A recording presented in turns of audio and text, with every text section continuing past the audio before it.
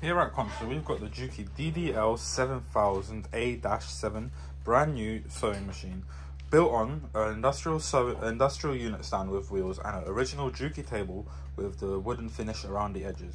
We will now give you a small demonstration on all the features about this machine. The first feature that you can see is the electronic reverse button that you can see here. You press this and the machine will automatically reverse, as the contrary of some machines where you have a lever on the side of the machine.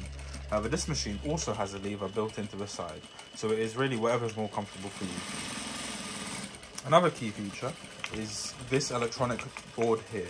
This can be used to select your bar attack features. This includes single bar attack and double bar attack. This basically means that after you finish sewing or when you start sewing, the machine will do a forward locking stitch and then one at the end. To activate this, you simply need to press the pedal with your heel and it will do it for you, and also automatically cut the thread, which can greatly improve productivity.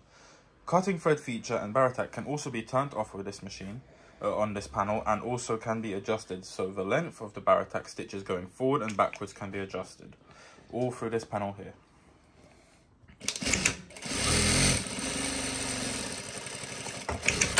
As you can see, it automatically cut the thread, done the bar attack and lifted up the presser foot, which makes this a great addition to any sewing machine, factory or personal use.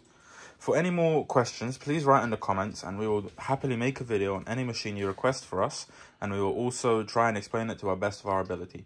Thank you very much.